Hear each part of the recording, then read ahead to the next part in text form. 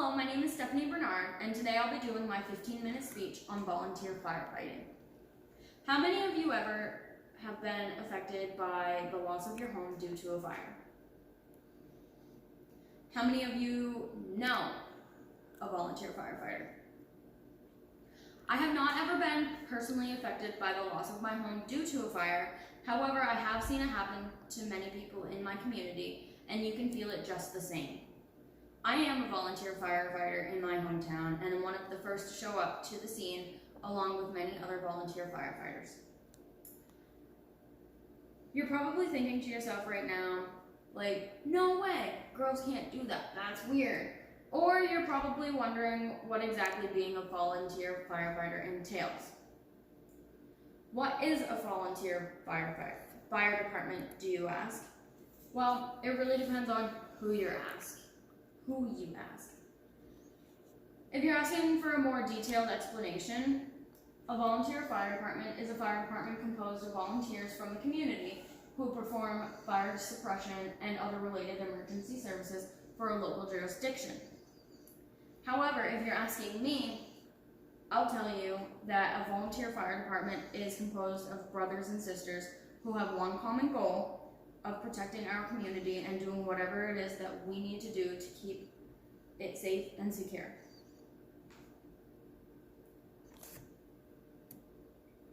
What does a volunteer firefighter do? Well, in emergency situations, a volunteer firefighters should expect to extinguish and prevent fires as well as to administer first aid. Duties also can include rescuing victims from cars or buildings, carrying fire hoses upstairs or ladders, and breaking down doors. At the beginning of a volunteer firefighter's career in the firefighting world, they are given a pager.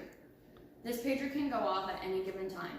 When you're grocery shopping, when you're dead asleep at 3 a.m., while you're in class, you could be at a birthday party. It literally goes off at any given moment. So once your pager goes off and the tone is received, you have to get your butt into gear, go to the fire station, throw on all of your bunker gear in under 2 minutes, hop into one of the fire trucks and head to the scene. We actually have a volunteer who can put his full bunker gear on in under a minute, 52 seconds to be exact. Your bunker gear consists of your boots, your jacket, your pants, a helmet and gloves with a Nomex hood.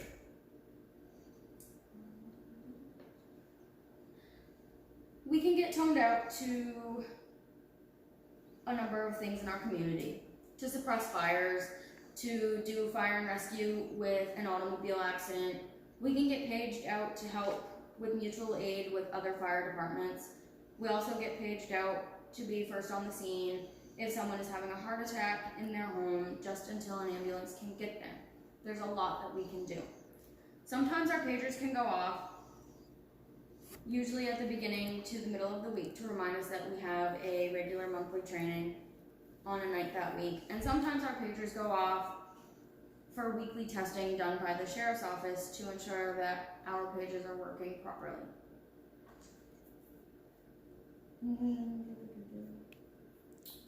How many volunteers are there? About 3 decades ago, Maine had about 12,000 volunteer firefighters, and now there's only about 7,000. Maine communities depend on volunteer firefighters to keep them safe, and for the state's entire history, it has always worked out very well. However, the problem has really come into focus in the last few years as departments have been struggling to find volunteers that are willing and able to make the commitment that it takes to be an on-call firefighter. Now that we see how important it is to have a volunteer fire department, we also need to understand how important it is to have those in the community to become volunteers. As time is passing by, many of the old-timers are either retiring or thinking about retiring. Along with all of this, it also seems as if the younger generation just isn't interested in volunteering in the community. I know that I wasn't at first. My career started with a softball game.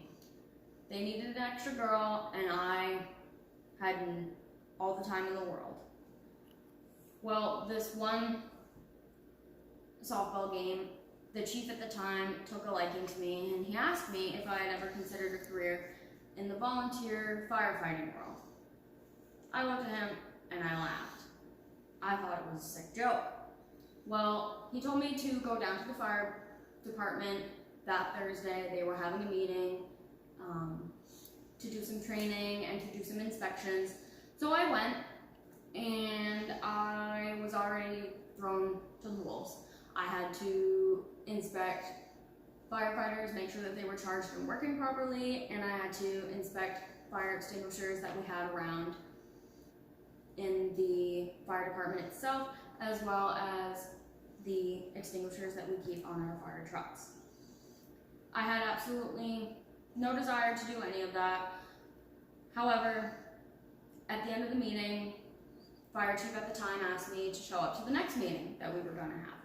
So I showed up to the next meeting, and at the end of that meeting, he had asked me, he's like, so do you think you want to do this?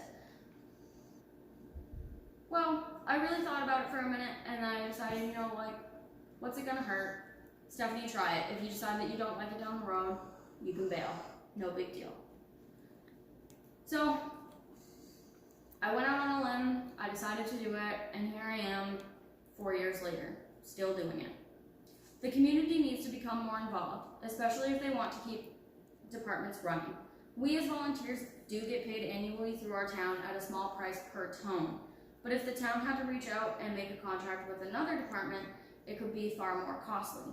Being a volunteer firefighter is about the pride that you take in your community and protecting your hometown and everyone in it. Throughout the year, we do multiple fundraisers to raise money for our department, as well as participate in many community events, such as benefit suppers for locals and participating in Toys for Tots. We do regular trainings and inspections monthly. With equipment inspections, we make sure that fire extinguishers are full, SCBA packs are full of oxygen, our masks, our hoses are working properly to go with it. We make sure that flashlights are charged. We do hose and ladder trainings. We practice hauling hose up ladders. We practice live burns, where we take an old abandoned building that's falling in. We'll practice burning it, throw on our SCBA masks and packs,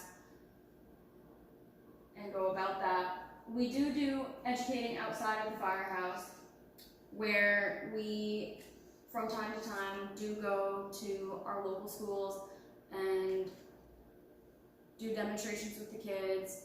We teach them about fire safety in their homes and outside of their homes. We also train at Huber and McCain's, and we have a hazmat team for rescue and basic operations within those facilities as to, hey, this is what we'll do if such and such a part of this building catches on fire. We also do conditioning exercises with our gear. From time to time, our fire chief will throw out on a whim and say, hey, tonight we're going to practice with throwing on our bunker gear. We need to get at such and such a time. This is how we're going to do it. So there is a physical aspect.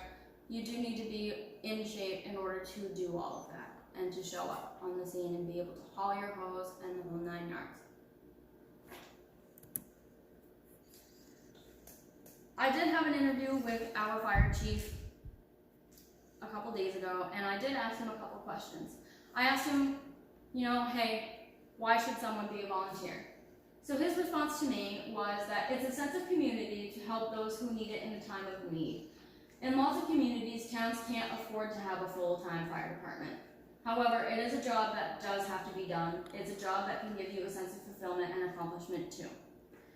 Well, then I also asked him, why do you think the numbers of volunteers have dropped in the most recent years? His response to that was, I think that the training and the time commitment is just so great. The commitment level has to be high to do this job.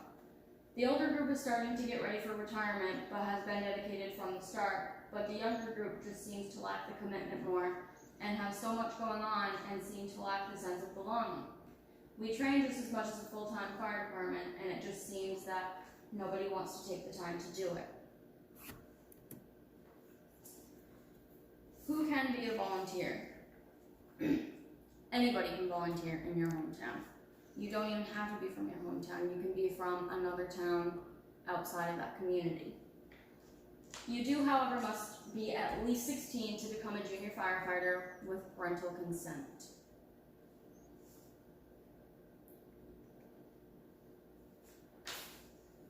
So, my personal thoughts, I really think that you don't necessarily have to think like, hey, I want to do this and make a career out of it.